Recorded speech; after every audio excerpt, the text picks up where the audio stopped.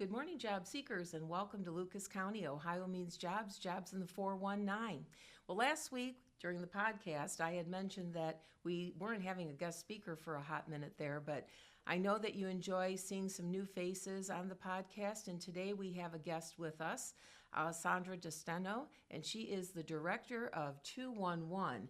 And if you can recall, if you've come to Ohio Means Jobs during our orientation, during our slideshow presentation, we do have a slide dedicated to the United Way 211 because it's such an important contribution that it makes to our community.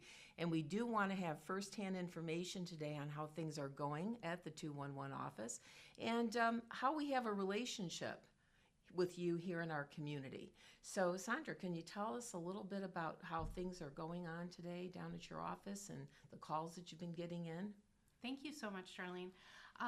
We are busy at 211. We are answering phones 24/7, and people are calling us for all sorts of needs right now. As you know, the needs are great with gas prices and grocery prices being up. Housing's difficult right now, so we're navigating people through as much as we can to connect them to the resources that do currently exist. Well, one of the things that I tell people when I'm, presenting our relationship that we have together is about the chat feature that you have. I know sometimes if it's like the unemployment portal, right? There's so many places in the queue and nobody tells you what number you really are, right? Sure. But it seems like the chat goes a little bit further where you can put your phone number in and your name. And personally, I've actually gotten calls back in a very timely manner. Good. So that's how I I'm advocate. so glad to hear it. Yes. And we have texting. So when a lot of government phones are out of voice minutes, we have a lot of people who rely on the texting feature. So you can text your zip code to 898-211, and you'll also get a community resource advisor who can navigate you through what resources are available. Wow. Well, there are a slew of services. I mean, not to, but if you go into the website Yes. and you start navigating, depending upon what the current need is, Yes. what's really nice is the feature about location. Okay, yeah. On the website, yes. That is one of the things I try and tell people a lot about our category search and being able to put the location in. Once you put a zip code in on our database, it pinpoints the center of the zip code and gives the resources in order from the center of that zip code out. So if you're looking for food pantries, and you put in 43604, it'll start right in the center and it'll go out. So that way you're not getting resources in 43611 when you're walking for resources in 43604. Yeah, I had an experience where a young lady had come in, a young mother, and she needed some formula and diapers, and she was sitting in the resource room and probably had a few dollars left for gas, right? And so I'm like, no, you don't need to look around. What we're going to do is we're going to make a call, or we're going to get in a chat, and we're going to pinpoint where these items are. And lo and behold, within moments, it seemed like moments, right, that we got a response and where she could go pick up some supplies. So that was timely, and it solved her situation immediately. But with the gas prices and things the way they are, people don't need to be driving around aimlessly when you can actually pinpoint a location. Yeah, and if they give us a call with that, we actually do have agencies both for food and currently for baby items that we can get deliveries for, or we can send you to the agency for that. So we're taking names for people who can't afford or don't have the transportation to get a food box. But we also have the ability, if somebody calls us and says, I don't have formula and I don't have the money to go even to a food pantry where there might be formula, we can get them a delivery of those items if it's available. That's pretty good. I think about collaborations because I know that periodically we have to update. Yes. Right? We have to update who we are and what we do in your system. At least once a year. And obviously that update for us is about employment, and it's also about ways to get job ready for employment. Yes. So when you get calls like that, how does that typically work? When somebody says, hey, I need a job now. What am I going to, can you help me out here, 211? Sure. If somebody gives us a call and that is the identified need, we take a look and see what workforce development we have in the area. We talk to the person and ask them what their situation is. Sometimes we're even asking if they have the ability to increase their income based on the fact that what they're asking for just doesn't exist. So, however we get to the conversation that they need workforce development, a resume update, being able to find jobs, being able to update their skills. We're looking at what's available and what they need to be able to do that, whether that is transportation, whether that's food, clothing, whatever. Really talking to the person and asking them what they need to be able to do that. So I really appreciate knowing that, because sometimes we have had people, directed here. So it does help to have the relationship. Absolutely. As time has gone on, in 2026, have you noticed any trends of things where you're seeing a greater need for certain things that might need to be presented or thought about for the general public here in Lucas County that we may not currently be offering? Beyond things that we just know aren't being funded anymore, like rental assistance, there's no rental assistance for what I call mainstream rental assistance. We have things like PRC will sometimes have money for things like that, but there's almost no money in those crisis services, something that you need today. And we are the centralized intake for homelessness services in Lucas County. So even things like that, there hasn't been a same day shelter bed in most of our shelters for a long time. Mm-hmm. So when we talk to people, a lot of it is trying to make sure that they're prioritizing the needs and the items, if they have income that's coming into the house, those need to go to the things that there are no resources for. But other than that, we've seen some emerging needs in gas money, with gas hovering between, anywhere from $3.75 to $5 a gallon. We have so many people calling in saying, I don't know how I'm going to get to work. The people who are already employed, who are making money, but they've had a budget and they're trying to figure out how to maintain that budget and not get into trouble with their rent or their utilities or, the things that they're not getting any resources to meet. So really trying to find ways to support people through what the changes of 2026 keep throwing at us. And you've actually mentioned two organizations when you talked about PRC, which is Prevention, Retention, and Contingency. Yes. That is offered through Jobs and Family Services. So you have this relationship with them. Yes. And then you also mentioned the Homelessness Coalition Board. Yep. So you've got two organizations that you're collaborating with, and Yes. then we're like another one, right? Yes. So there's this constant, it's like we're spokes around spokes in a wheel. Yeah. Exactly. And I don't know if people sometimes can see that. So this 211 is like the anchor. Yes.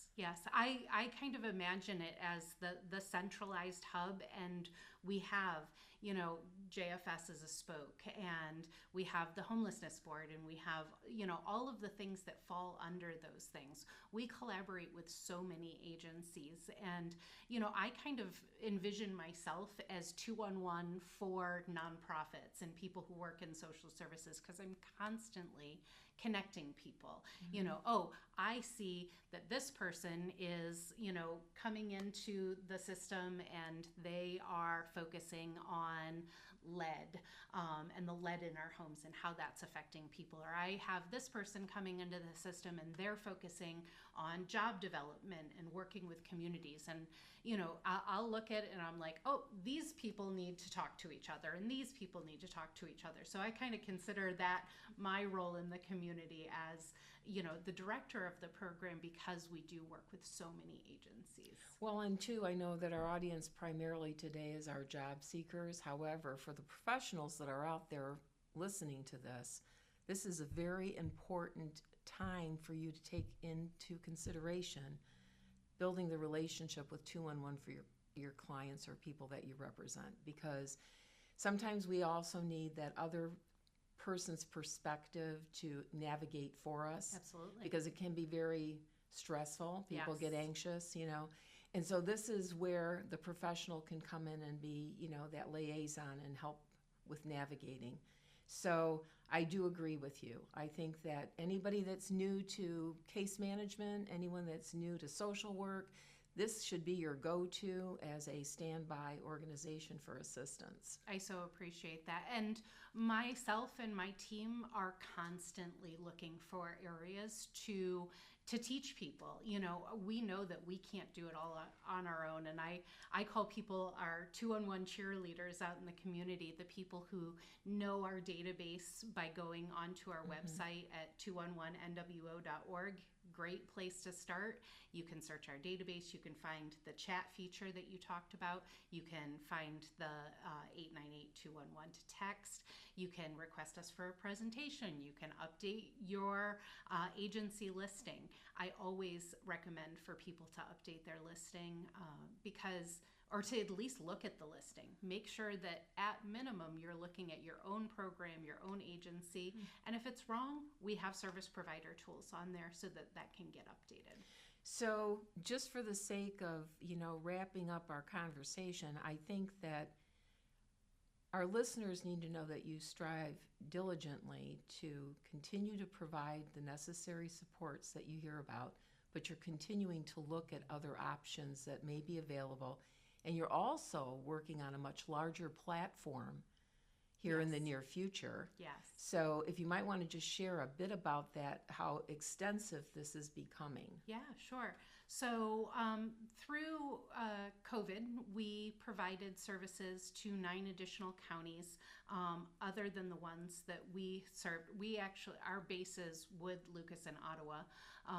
But through COVID and through contracts, we picked up another 6 counties, and then with Governor DeWine announced in April that we have contracted as a statewide Ohio 211 to cover all 88 counties in Ohio. So that means for us, our coverage is all of Northwest Ohio, 16 counties, from Williams to Ottawa down to Hardin-Auglaize. And we are working with the other 12 Ohio 211 providers to create a statewide database, a statewide dashboard that will have all of the information that we collect collectively. It'll have those needs, what we're getting contacted about, the gaps and where those lie, whether that's in housing, in jobs, in utilities, in food, and then also impact stories. So collectively being able to come together to share those resources across the state of Ohio, but also to share what those needs are. And we do have a local dashboard that we have. It's called 211 Counts. That's just for our area. And that's great for anyone who wants to know the needs that we have, anyone who writes grants, anyone who wants to know where those emerging needs are. That's also on our website. Wow. So working hard, working for the people of Ohio, working for the people here in Lucas County, bringing it home. We appreciate everything that you're doing for our community, and we can't thank you enough for all the effort that goes into looking for, possibilities for change and improvement. So thank you for joining us today, and maybe we'll have to get a training session together here for the near future. I would love to. All right. Thank you so much. Thank you. Well, I hope you enjoyed your time here with Sandra from the United Way 211. There was a lot of valuable information that she offered to our community here today, and I'm hoping that people can reference this on a regular basis if they need to. And if you don't need it, I hope you can point someone in the direction who does, because we are experiencing, a greater need in our community these days. And I know that on a regular basis, we have people coming in applying for work, and they're telling us that there is some time lag in between the time they apply and they might be hearing about an interview, or they might not be hearing about an interview at all. Well, we're here to talk about the reality of that. And in certain sectors of the business community, we're going to see a greater lag time than in others. And what I mean by that is I'm not going to talk about years and months, but let's put it in the perspective of weeks, okay? So if we had to take a look at that, this information is coming to us through LinkedIn. One of the highest areas that there is a lag time that we're faced with is in the legal area, and that's about 22 weeks in finding a job. So you can do the math on that to tell me how many months that would be, right? But the one that has the shortest lag time is in the retail sector, and that's about 10 weeks. And so you can guess that in between, we're dealing with another 10 to 11, 12 weeks where we're faced with the fact that we might not be hearing anything back from the employers. Sometimes these interviews are not just one interview, it could be 2 interviews, which could drag the process on a little bit longer. But people are taking their time and trying to find the right candidates for the jobs. And as I mentioned to you several podcasts ago, we talked about the importance of networking. And sometimes it's not what you know, it's who you know. So again, taking a look at the people you know, people that may be working in a place that you would like to work at, and then determining, how to get that, that conversation going, because the communication is going to be important. And they may be able to tell you about openings that are currently available, as well as openings that might be coming up in the near future. So again, networking, and also, developing a LinkedIn account so that you can put yourself out there and people can start to get to know you a little bit more professionally. Now, for some of you, you might say, well, I'm not really a professional person. Just let's cross that word off the table right now. So let's just look at skill sets and let's look at what we have to offer, because there is someone out there for you, looking for you to be a great asset to their company. So don't hesitate. If you need to get some guidance, come on over to the American Job Center here at OhioMeansJobs, and let's have a conversation about that, because sometimes it's just about getting started and you might be stuck. So we want to get you unstuck and get you back on the road to finding the job that is a good fit for you. So I want to talk a little bit too about some of the workshops that we're offering. If you're in the preparation stages of trying to get things together for this job search, you might want to attend the workshops. They are during the week on Tuesday, Wednesdays, and Thursdays. So Tuesdays is the resume class, Wednesdays are soft skill development, and then on Thursdays we have interviewing practice and preparation. So you might want to, invest a few minutes in taking the time to visit us to, see what you might need to brush up on. So you might want to take a look at the calendar for the upcoming month, and that way you're going to be able to determine, if you want to visit us for our library visits or some of the other things that we'll be hosting here at the shared campus. Remember, not everything always happens here. It might happen at one of our partner organizations. So, as usual, we do have a hot job list that we want to point out to you, and we do have our narration available that we're going to have you listen to if you've forgotten how to access those jobs and how to make application for them. So we're going to take a few minutes here, and we're going to let you listen to that so you can brush up on how to find a job on Ohio Means Jobs. To check out the latest hot jobs, go to OhioMeansJobs Lucas County website. Start by typing OMJLC.com. Once the home page opens, look towards the top menu, click on Job Seekers, scroll down, click on the Hot Jobs list. Here you'll find a regularly updated list of in-demand opportunities from local employers, complete with job titles, the company, expiration date, and job ID number to apply. Our team updates this list frequently, so you always have access to the most current opportunities. Once you find a job you are interested in, highlight the job number, copy it by right-clicking on your mouse or write it down. Then arrow back to the home page. Right-click on your mouse and paste the job ID number into the search bar or type the number in.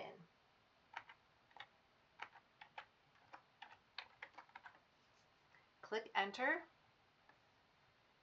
and browse through the job. You can even apply for the job right here. That's it. Quick and simple. Visit the Hot Jobs list anytime to take the next step in your career.